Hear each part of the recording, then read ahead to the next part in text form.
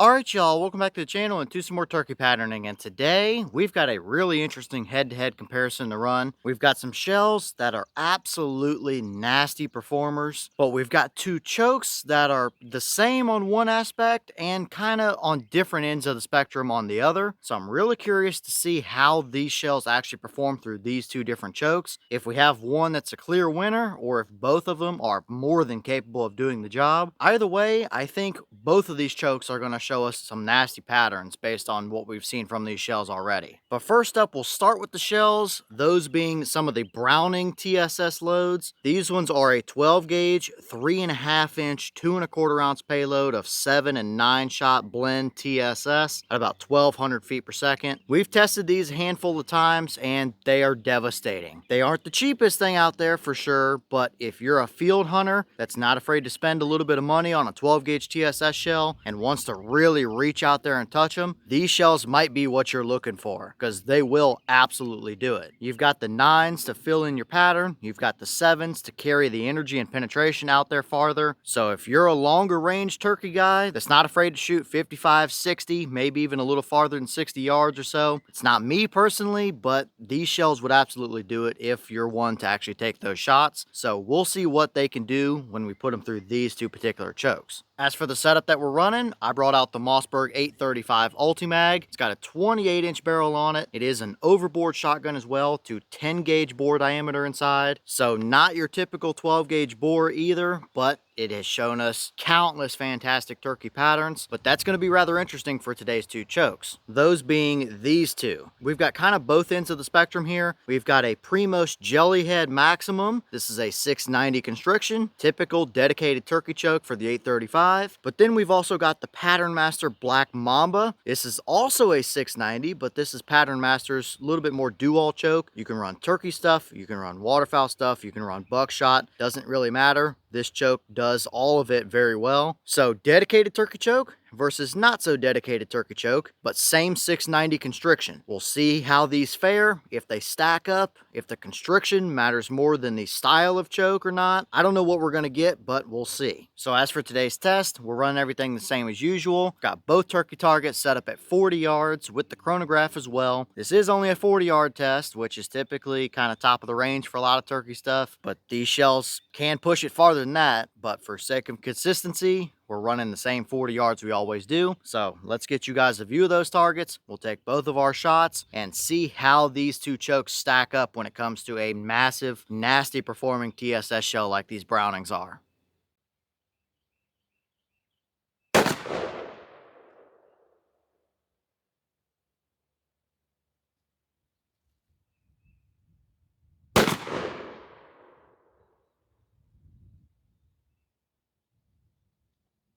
All right, so quick look through our chrono numbers before we look at our targets. We have a boss claim of 1200, and we were just a hair above that with both shots. Our Jellyhead 690 gave us 1217 through the chrono, and the Patternmaster Black Mamba gave us 1232. So pretty consistent for velocities, a little bit above their claim. So looking good here numbers wise. But let's head down to 40 and see what our patterns look like side by side.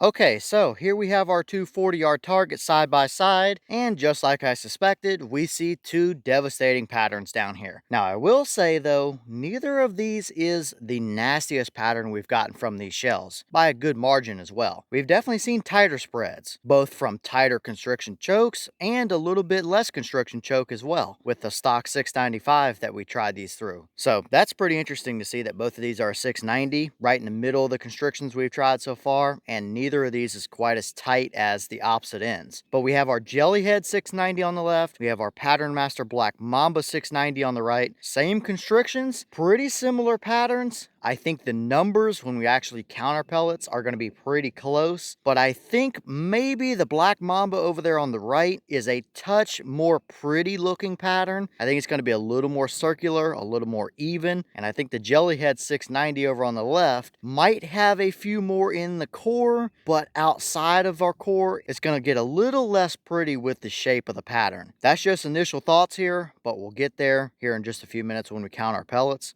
But first up, let's look at our Jellyhead up close. Obviously, absolutely a dead turkey at 40 yards, no doubt about it. Ton of pellets across that bird's head and neck area. know where he's going and getting through that pattern. You could push that to 45 and 50 yards as well and still be just fine, but it's not that absolute nasty baseball looking core like we've seen a few times from these shells either. Little bit more broad spread, and I think it's a little bit wider than it is taller. We kind of have a little bit of a diagonal core starting in front of that bird's neck, moving just up and to the right a little bit towards the edge of the turkey target. It's a little thinner up above and a little thinner down below, maybe a little less circular and a little more horizontally oblong. But as far as flyers go, maybe a few little stringy bits up there at the top, maybe a couple down at the bottom right corner, and a couple little other pieces over off the left, but nothing egregious. We're not slinging them everywhere all over the place. So looks pretty condensed there. It's a perfectly fine pattern, but I think we're gonna see a little bit less consistency or a little less pretty and even pattern with this jellyhead.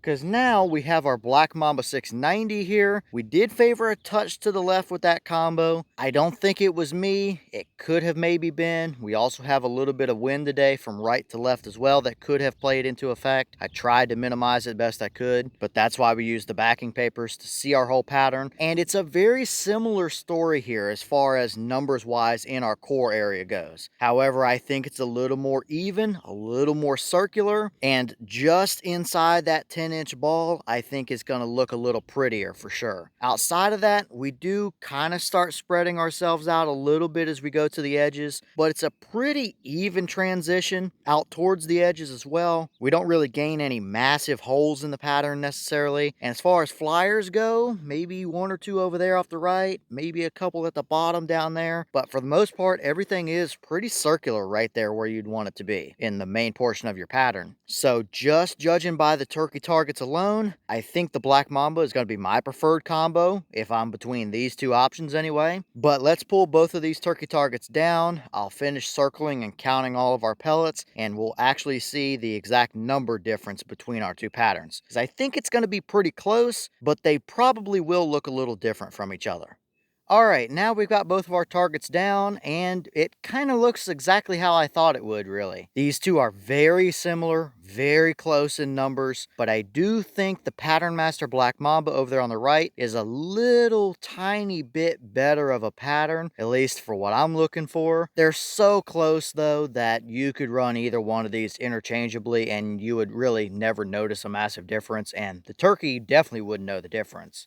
But first, we'll start again with our Jellyhead 690. We've got a 10 and 20-inch circle drawn here. Within our 10-inch core, we have 293 pellets. And what you can't tell on camera is that it is indeed a decent, even mixture of the 7s and 9s throughout the entire pattern. We saw that with both of these chokes, so we're not blowing one shot size way out over the other or nothing like that. So 293 within the core. Backing up to our 20-inch circle, we pick up an additional 224. And you can really kind of see what I was looking at earlier with kind of a more diagonal or horizontal shaped pattern. The top of the 20-inch ring is thin and the bottom of it is thin as well, with a little hotter spot at the bottom left and a little hotter spot towards the top right. Kind of a little bit slight angle of shot across the middle of that pattern there. Nothing major, but you can see it definitely thins out a little at the top and bottom there. Around the edges, we have our fair share of little bits and pieces around there. We already saw those earlier, so no surprise there. Overall, that's a perfectly adequate pattern. That's going to absolutely be devastating on a turkey. It's nowhere near as good as what we have seen from these shells. The Indian Creek 675, the Kick 680, even the stock 695 Ulti-Full. I think all of those patterns are tighter and a little more nasty than what we saw here. So kind of middle of the road for what these shells have tended to be. Although still, great pattern. Nothing really too major to complain about overall.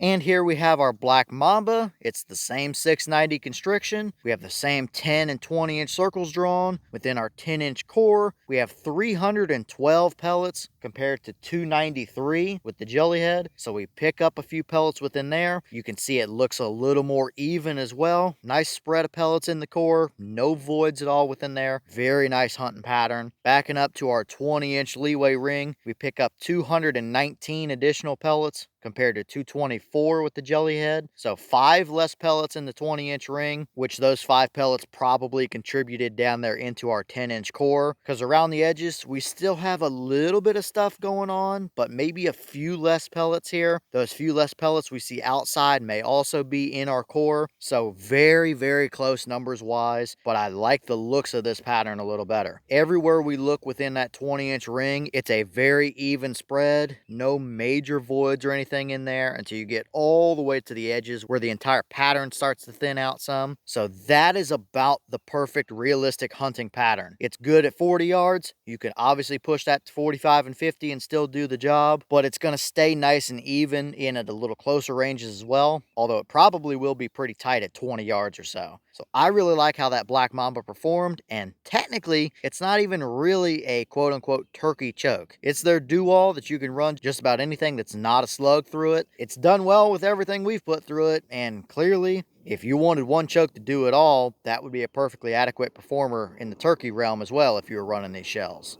So overall here, looking at these two again side by side, I'm really liking how that Black Mamba did over there on the right. It's a tight pattern, but it's not an absolute screamer necessarily. It's nice and even throughout the entire spread. The Jellyhead also did pretty well, but it's not quite as even throughout the entire pattern. But that's a turkey choke versus technically not a specifically designed turkey choke over there on the right with the Black Mamba. Interesting to see that they are extremely close. The constriction plays a massive part here with these. No surprise that we see very close patterns overall. It's probably about what I expected to see between the two. I figured they were going to be pretty close, but I really wanted to see how that Black Mamba would handle a shell like that. Big 3.5-inch shell. It's got a lot of payload in it with 2.25 ounces. It's got 7s and 9s within there. It's not always easy to get a blend or stack shell to perform, and I really think it handled it well. So for me, the winner is the Black Mamba over there on the right, but you could run either one of these and be more than capable enough for a 40-yard turkey hunt. No question about it.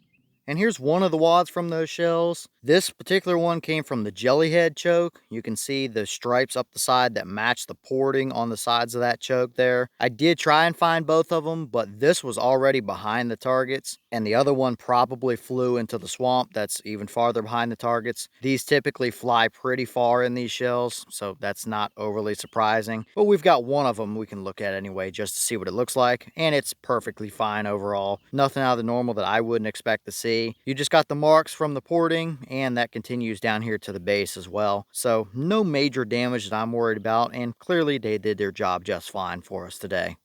Alright y'all, well, what did you think about these two results right here? We've got two deadly patterns, no question about it. Both of them are extremely similar. The numbers are very close to each other. But if it came down to it, I like the Patternmaster Black Mamba a little bit better. Pattern is just that little bit more even. You've got a couple more pellets in the core, which isn't the end-all be-all determining factor for me liking a pattern, but I really like that for a good hunting spread. You've got hot core, but it stays even all the way to the edges of your 20-inch ring without throwing any major flyers in it either. Versus the Jellyhead over here, it's still a very nice pattern, but you just have the little bit of thin areas at the top and bottom over here, and it's just a little bit less circular of an overall pattern. It's a very minimal difference overall, but it is there. But either way, I mean, pick your poison really. Either one of them is going to hammer turkeys, no question about it. Now, do you need a 3.5-inch load of TSS that's a pretty expensive shell to kill turkeys in 12 gauge? No, absolutely not. But there are some people that want the biggest, baddest shells that they can get. They're not afraid to spend money or deal with recoil, and these would be a pretty good choice for those kind of people. They are not nice to shoot, especially in an 835 that's already a very stiff shotgun at the best of times, but they give you some nasty patterns, and considering that these two are probably the most open patterns we've gotten from these shells, tells you a lot. They are some nasty shells. So if you're the guy that's looking for that, maybe take a look at some of these Brownings, because they might give you what you're looking for.